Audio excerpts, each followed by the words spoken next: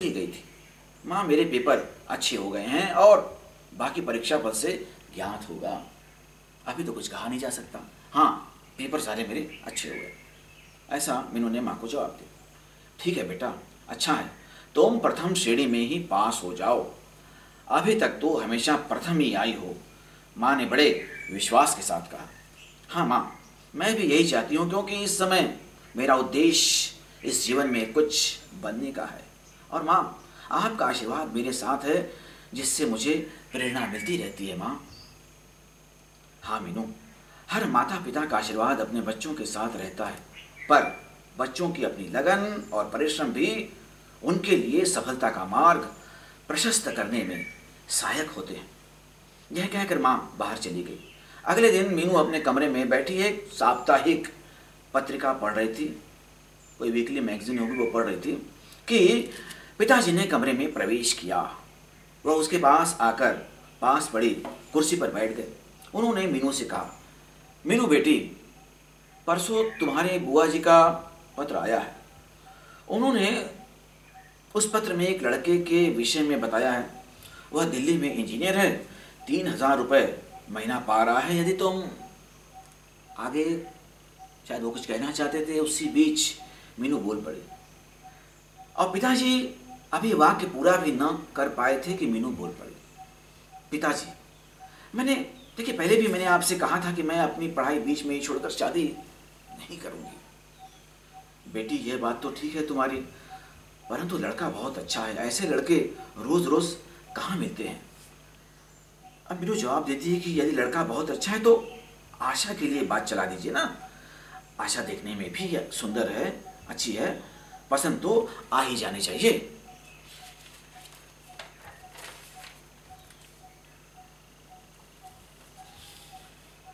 मीनू बेटी, पिताजी कहते हैं, मीनू बेटी, हमारा दिल गवाही नहीं दे रहा है ऐसा करने के लिए। पिताजी कुछ उदास होकर बोले, आप ऐसा क्यों सोचते हैं पिताजी? मैंने जो कहा वो ठीक कहा है। मेरे कहने से आप आशा के लिए वहाँ शादी की बात चला दीजिए। ईश्वर ने चाहा तो वहाँ बात पक्की हो ही जाएगी। मीनू ने बड़े विश्वास के साथ कहा। इतने में ही माँ भी रसोई घर से कमरे में आ गई। उन्होंने भी मीनू की बात का समर्थन करते हुए उनसे कहा कि उस इंजीनियर लड़के से आशा के लिए बात कर लीजिए। सबकी सलाह से पिताजी आशा का रिश्ता लेकर दिल्ली गए। लड़का देखने में अच्छा था, उन्हें बहुत पसंद आया। उन्होंने आशा का फोटो उन्हें दे दिया।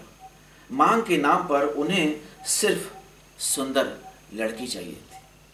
यानी कि आशा की शादी जहां करने की बात चल रही है, वर पक्ष वाले वो लोग काफ़ी अच्छे दिखाई पड़ रहे हैं। आशा को दिखाने की तिथि निश्चित की गई। आशा देखने में सुंदर तो थी ही, साड़ी पहनकर जब उसने छोटी सी बिंदी अपने माथे पर सजाई तो उसका रूप और अधिक निखर आया। आशा को देखने के लिए इंजीनियर आलोक, उसके मम्मी पापा, वो उसकी बड़ी भाभी आए। आशा जब उन लोगों के पास पहुंची तो उस समय आशा ही चमक रही थी और सब लोग जो उसे देखने आए थे साधारण रूप रंग के थे, इसीलिए उसे नापसंद करने का तो कोई प्रश्न ही नहीं था। आशा का रिश्ता पक्का हो गया। लड़के वालों को यह बात बता दी गई थी कि इसकी बड़ी बहन की अभी शादी नहीं हुई है, क्योंकि वह अभी वकालत पढ़ रही। आशा की शादी की तिथि पंडितों ने 4 महीने के बाद ही सुझाई। अब घर में सब उसकी ही तैयारियों में लग गए। रविवार का दिन था। मीनू टेलीविज़न पर कार्यक्रम देख रही थी कि नीलिमा के भाई अशोक ने उसे आकर बताया कि नीलिमा मेरठ से आई है और उसे याद कर रही है। नीलिमा का नाम सुनते ही वह खुशी से झूम उठी और अपनी प्रिय सखी से मिलने के लिए बेचैन हो गई। इस समय माँ घर में नहीं थी, पड़ोस के किसी के घर कुछ काम से गई थी, इसीलिए इस समय उसका जाना संभव नहीं था। माँ के घर में आते ही उसने उन्हें बताया कि आजकल नीलिमा ससुराल से आई हुई है। माँ से आज्ञा लेकर वह नीलिमा के घर चली गई। मीनू को देखकर नीलिमा की तो खुशी का, प्रसन्नता का ठिकाना न रहा। वह मीनू से बोली, मीनू चलो कमरे में चलते हैं, आराम से बैठकर बातें करेंगे। वे दोनों कमरे में जाकर आराम से बैठ गए। नीलिमा का उतरा हुआ चेहरा देखकर मीनू ने पूछा, नीलिमा क्या बात है भाई, आजकल तुम कुछ कमजोर सी नजर आ रही हो, तबीयत तो ठीक है ना तुम्हारी? हाँ जवाब देती है नीलिमा, वैसे तो ठीक है, परंतु मुझे उल्टियों ने परेशान कर दिया है। ओह अच्छा, यह तो आप खुशखबरी सुनाने जा रही हैं, यह तो बड़ी अच्छी बात है, मीनू ने हंसते हुए कहा। इतने में ही अशोक ने कमरे में प्रवेश किया। वह भी उन दोनों के पास बैठकर बातें करने लगा। मीनू अशोक से बातें करने में हमेशा लज्जा अनुभव करती थी, परंतु आज वह उससे भी घुल मिलकर बातें कर रही थी, क्योंकि हॉस्टल में रहने पर उसका संकोच स्वयं ही कम हो गया था। कुछ देर बातें करके अशोक वहां से उठकर चला गया। नीलिमा को ज्यादा देर बैठने पर थकान होने लगी थी। वह पलंग पर जाकर लेट गई। मीनू भी उसी के पास बैठ गई और वे दोनों फिर बातें करने लगे। तभी नीलिमा ने मीनू से शादी के बारे में पूछ लिया। मीनू तो शादी नहीं कर रही है अभी? मैंने सुना है आशा का रिश्ता हो गया है। हाँ नीलिमा, आशा का रिश्ता हो गया है, लड़का इंजीनियर है, घर भी बहुत अच्छा है। पर मीनू तू अभी शादी के लिए तैयार क्यों नहीं है? नीलिमा ने पूछा। नीलिमा अब मैं कुछ निराश सी हो गई हूँ, निराश सी हो गई हूँ। कौन करेगा मुझसे शादी? तू बता, कौन करेगा मुझसे शादी? अरे क्या बात करती है मीनू, मेरे अशोक भैया तो तेरे बहुत दीवाने हैं, हमेशा तेरी ही तारीफ करते रहते हैं, तेरी ही प्रशंसा करते रहते हैं। यह बात सुनकर मीनू के चेहरे पर मुस्कुराहट से झलकी। मुस्कुराते हुए बोली, चल कोई तो है अपनी प्रशंसा करने वाला भी। मीनू मैं मजाक नहीं कर रही हूँ, तू तैयार हो जा, देख तेरी शादी अशोक भैया से करा ही दूंगी। नीलिमा ने बड़े विश्वास से कहा। नहीं नीलिमा, मैं अभी शादी नहीं करूंगी। देख मैं वकालत पढ़ रही हूँ, अभी सिर्फ 1 ही साल पूरा हुआ है। जिस लक्ष्य को लेकर मैं चली हूँ ना, और जिस उद्देश्य को लेकर मैं आगे बढ़ रही हूँ, उसे पूरा होने दे रहे, उसके बाद ही शादी के लिए सोचूंगी।